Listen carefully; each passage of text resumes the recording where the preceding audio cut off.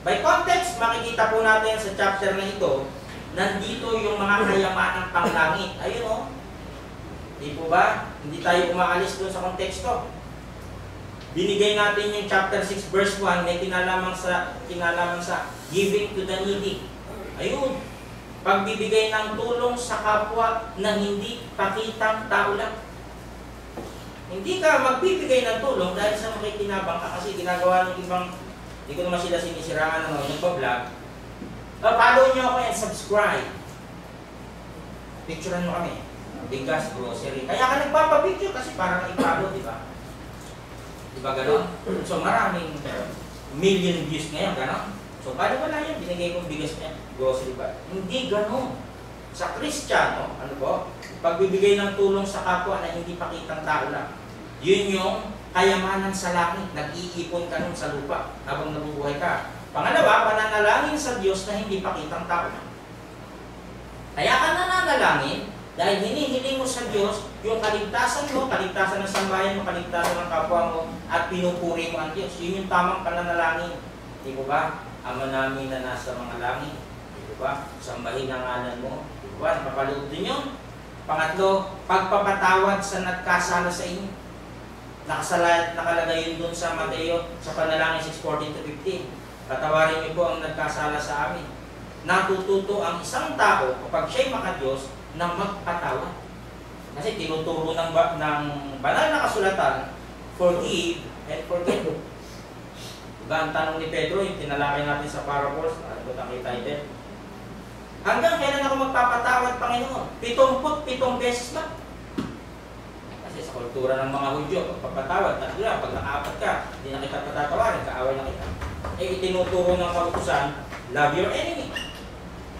Ano po?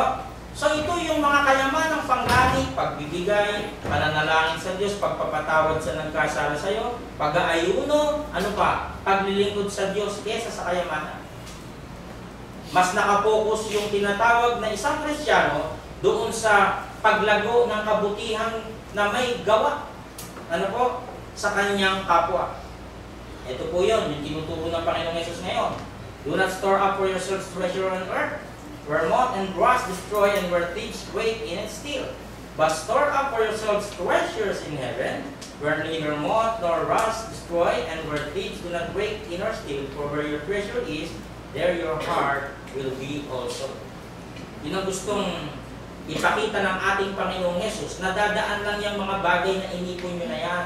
Mamamatay ang tao, mawawala yan. Yung mga pera na yan, pasamantala lang natin hinawakan yan, tatalon ulit yan. Bayad ng bills, bayad ng ganito. May darating na naman, tumatalon lang sa kamay natin lahat. Ano? Yung mga bagay na yan. Kaya binibigyan ng emphasize dyan ng ating Panginoong Yesus, yung treasure in heaven. Sa pamamagitan ng mabubuting gawa ay nagiging ganap ang pananampalataya ng isang tao. Hindi puro pananampalataya lamang, kundi pananampalataya at gawa. Ito nga ang mabubuting gawa na sinasabi ni Santiago. Kasi ang katuwiran ng iba, ewan ko kung anong relihiyon nyo, faith alone. Hindi. Nakalagay sa Bible, ano yung faith with deeds. Ano po? Ito, mga kapatid, 2:14 ng Santiago, ASND. Mga kapatid, ano bang mapapala ng isang tao kung sasabihin niya meron siyang pananampalataya pero wala naman siyang mabubuting gawa? Mabuting gawa. Ano daw ang benefits no? Maliligtas ba siya ng ganyang pananampalataya? Kita niyo po? Okay, I have faith. Hindi ko babawasan itong pera. Kung ba't ko ito-donate ko akin nga ito. Hindi nyo mabuting gawa na dapat mag-donate ka. Halimbawa sa church, tumuro sa kapwa. Wala silang gano'n. So ano daw ang mapapala? Noong pananampalataya na yun. Ano po? Halimbawa, nagbigay ng halimbawa sa church. Walang maisuot at walang makain ng isang kapatid. Nakikita mo yan Yung binabanggit ko kanina na dami-dami ng sapatos, ito isa ito, nasisira yung sapatos. Paano pwede kumuha ng isang bigay mo naman? Yung sinasabi ko, halimbawa lang po. Ano ha? Walang maisuot at walang makain ng isang kapatid. Mararamdaman natin yan Sasabihin mo, pagpalain ka ng Diyos at hindi ka sana ginawin at maguto. Pero hindi mo naman siya binigyan ng kailangan niya. May nagawa ba itong mabuti? akala ko marami akong ganito. So nakikita mo na itong isa, anong gagawin? Hindi, akin ito eh. Pero na, doon nagkakaroon ng problema. So mas concern ka sa mga bagay mo kaysa dun sa kapwa mo na nakakailangan. Ang sabi, pero hindi mo naman siya binigyan ng kailangan niya. May nagawa ba itong mabuti? Sabi ni Santiago, ganito rin naman ang pananampalataya. Kung hindi ito kinakikitaan ng mabuting gawa, wala itong kabuluhan. Kita niyo po? Walang kabuluhan, ang puro pananampalataya. I love you, God. Ay wala yun. Kailangan ng work, action. Ano po? What good is it, my brothers and sisters, if someone claims to have faith but has no deeds? Can such faith save them? Suppose a brother or a sister is without clothes and daily food. Halimbawa daw, if one of you says to them, go in peace, keep warm and well fed, but does nothing about their physical needs, what good is it? In the same way, faith by itself, if it is not accompanied by action, is dead. Matay. Bakit? Wala kang maipapatunay sa Diyos. Pagka gano'n, wala kang gawa eh. Kung talagang may magsasabi, may pananampalataya ako at ikaw naman ay may mabuting gawa, ito naman ang isasagot ko.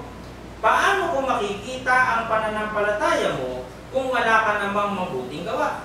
Ipapakita ko sa iyo na may pananampalataya ako. Paano? Sa pamamagitan ng mabuti kong gawa. Yun yung treasure in heaven, mga kapatid. Someone might claim you have faith and I have action. But how can I see your faith apart from your actions? Instead, I'll show you my faith by putting it into practice in faithful action. May kaakibat na gawa yung pananampalataya. Doon nakikita ng Diyos.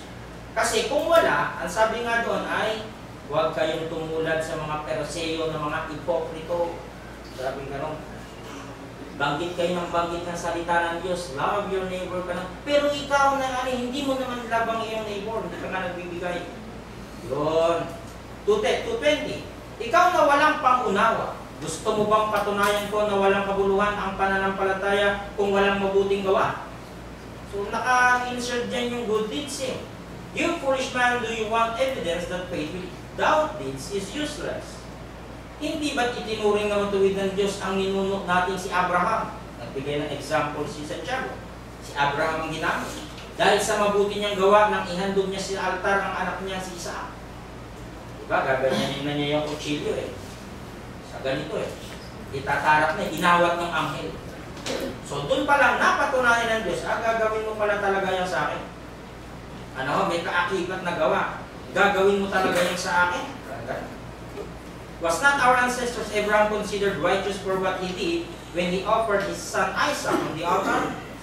Makikita mo na ang pananampalataya niya may kasamang mabuting gawa. Ano yun? Yung kalooban ng Diyos na ipakita na tunay ang pananampalataya niya sa pamamagitan ng mabuting gawa.